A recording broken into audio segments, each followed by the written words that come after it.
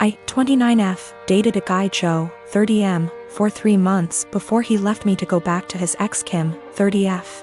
Right after we broke up I found out I was pregnant and now I'm at 24 weeks. I let him know and he was ecstatic. Turns out his girlfriend had fertility issues and would likely never be able to get pregnant naturally, and he has always wanted to be a father. Getting back together was out of the question for both of us, so he's still with his girlfriend.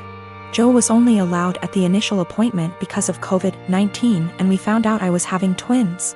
According to Joe, when he told Kim, she had a mental breakdown about her infertility and wanted to talk to me. I met them at their house and Kim stated that she wanted to be involved in my pregnancy because she would eventually be the children's stepmother. She started telling me that I needed to do a home birth, that I needed to formula feed so that they could have the babies half of the week, that she wanted 1 boy and 1 girl, and that she wanted the kid to call her mama since they would be calling me mommy. I shut her down and said I would make the best choices for my children and my body and left. Kim continued to be overbearing and texting me every day about my eating habits, exercise habits, and ing about how her job wouldn't let her take maternity leave. At the virtual genetics counseling appointment, she attended instead of Joe and took over the whole meeting trying to talk about her family history, which wasn't relevant. When it came time for my 20-week level 2 scan, they allowed me 1 guest and Joe suggested I take Kim instead of him, which I refused to do. Joe did end up coming and he found out the gender because I wanted to keep it a surprise for me so we could throw a gender reveal party. I put a pregnancy announcement on my social media and then she put up an announcement saying they were expecting twins, the non-traditional way, and how blessed she was. I was irritated but I kept my mouth shut. Then she threw a gender reveal party and posted it on social media. I wasn't even invited. She also announced that she's having a baby shower. I commented on her posts and told her to stop treating me like a surrogate, that the kids weren't hers, and that Joe didn't have any claim or custody of the kids until they are born. I then called Joe and reiterated all of this and stated that I would not be seeing either of them until we went to family court, and that my mother would be my birthing partner. He and Kim and some of her friends and family are saying I'm an asshole, and her mother even called and insisted I give her one of my babies. Like, this is the Parent Trap? I'm definitely getting a lawyer ASAP. Y'all have scared the shit out of me, but I'm happy you did. We used condoms because I do not react well to hormonal birth control, and I had to wait to get a non-hormonal IUD because of other medical issues. The Thursday I posted this, I went to the police and they stated that there was nothing they could do because a crime hadn't been committed. In my state, orders of protection are criminal or family, so I was able to get one against Joe. On Friday, I did get a lawyer and they let me know in my state there was nothing I could do as far as custody before the babies are born. So I will be leaving my state soon to ensure that this isn't my baby's home state and I can't be charged with anything. Kim came to my job, damaged my car, and broke a bunch of office windows. I work with kids, so she was arrested for not just the criminal damage and trespassing but also child endangerment, so hopefully that works in my favor. Also, if Joe did it on purpose, I don't think Kim knew, because she was screaming at me about how I stole her life and everything I had was supposed to be hers. I have orders of protection against both Kim and Joe. I left the state anyway and Joe and Kim started harassing me again because there's no legal jurisdiction when you leave the state. But I have enough evidence that I was able to press charges in my current state as well and will be pursuing a restraining order here. My boyfriend started asking to join me in my girls' night in. Every time I tried to say no, he'd be like, I have to join or you'll have to cancel. It made me and the girls miserable having to sit there with him in the middle. This past Friday he insisted to join us again. I had enough. I came up with an idea to get him to hate hanging out with us. Made a plan and told the girls what we were going to do and they were down for OT.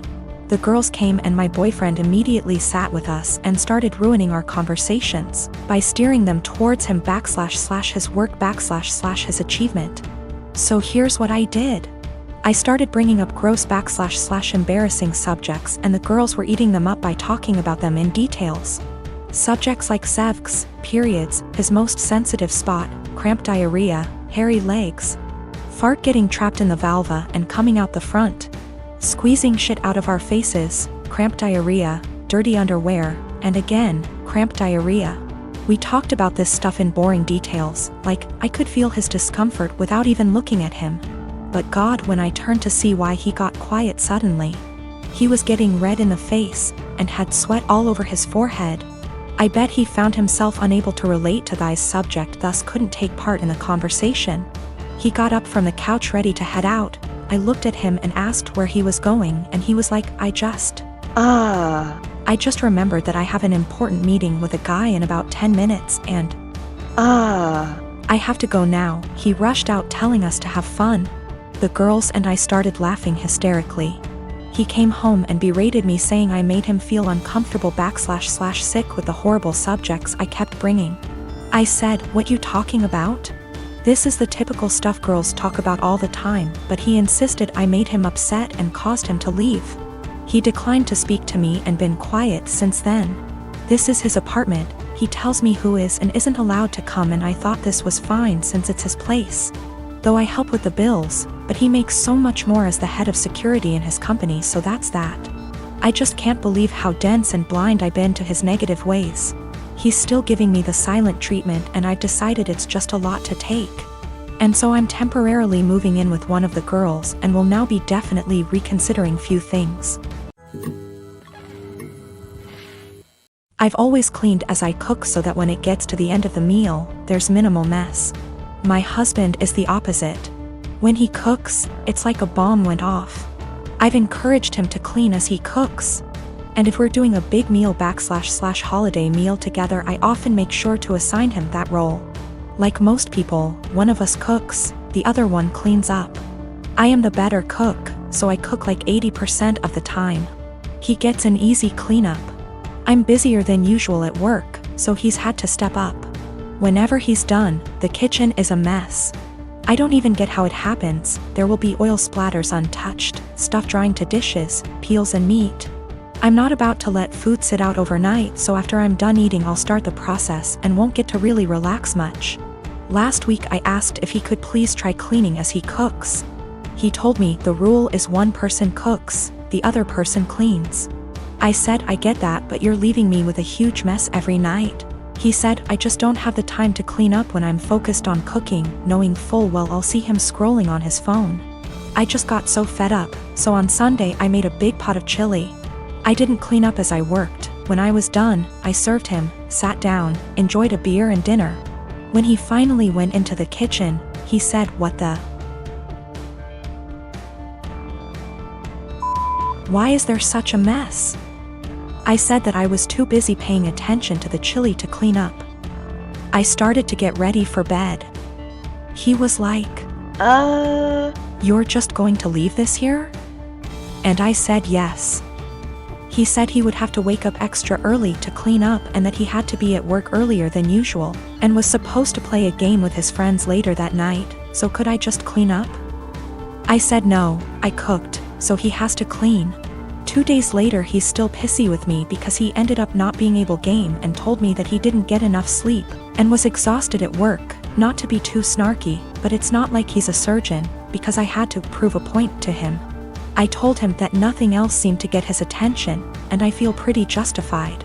He told me I was being a smug asshole about it and it was childish. We don't have a dishwasher, there's no room for one, so everything has to be done by hand.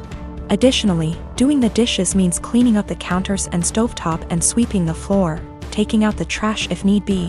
When I make chili, it's a process starting // dried chilies that I toast, soak, seed, pulverize, etc. Then there's cooking the dried beans, then there's the onions and garlic and the peels, any other veggies, seeding tomato, cans of tomato, grinding the spices, etc. Then there's grating cheese for the top, etc. It definitely left a ton of dishes and other stuff behind. So another thing that comes up is whoever cooks also cleans, but since I cook most of the time, I just don't see that as being also fair to me. I'll end up spending almost every single day after work, I've been ending work at 6 or 7 some days lately, cooking and cleaning. If I had him cook more I would definitely start to gain weight, and then we'd have another issue altogether. Dan and I have been married for 3 years and 8 months ago welcomed our amazing son into the world. He was very planned and wanted, and motherhood had been transformative for me. I was able to take 1/2 months maternity leave before going back to work. Without going into too many details, we both work white-collar jobs that require professional attire.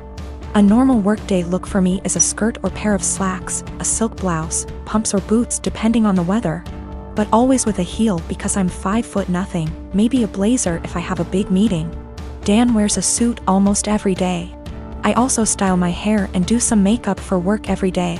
This is what I wore before our son was born and what I continue to wear. Dan and I are pretty even in sharing parenting duties. I tend to take mornings because I'm more of a morning person than Dan. A normal morning for me starts early, short workout, shower, get baby up, get baby ready and baby off to Dan because the daycare is on Dan's way to work. I'm normally dressed at the tail end of this process, but I keep my robe on over my clothes in case my son wants to give my outfit something to remember him by on our way out the door. For the last month or so, Dan has been more irritable than normal in the morning. There have been side comments if he gets up and I'm drying my hair or getting dressed. Basically, if I'm not 100% focused on my son in the AM. Our son is happy playing and supervised, so I just chalked it up to morning moodiness, but it's been getting worse. Last night, I brought it up in what I thought was a neutral, non-confrontational way. Basically, his answer was this: his mom was 100% a mom after her kids were born. She gained a fair amount of weight after she had kids and never tried to lose it. She wore sweatpants every day and works a job where she wears a uniform, so if she wasn't in her work uniform she was in sweats and a t-shirt. She never did her hair or makeup. Her entire identity was being a mom, and she's shared with me how hard it was to watch her kids start their own lives. Dan thinks I don't care about our son as much as he does since I worked on losing the baby weight and still put effort into my appearance. I feel like keeping this part of my identity actually helps me be a better mother. I love my son, but I'm still me and I still have the things I like to do. Dressing well, my identity actually helps me be a better mother. I love my son, but I'm still me and I still have the things I like to do. Dressing well, blowing out my hair and doing my makeup are therapeutic to me. Now that being said, my son is my life, and if I knew that not doing those things but guarantee him a happy, healthy life, I would stop immediately. I told Dan that my son and I have our morning routine and he gets lots of time and attention before I go to the office. Dan said he wasn't looking to fight, but he just wanted me to think about my priorities and my time management.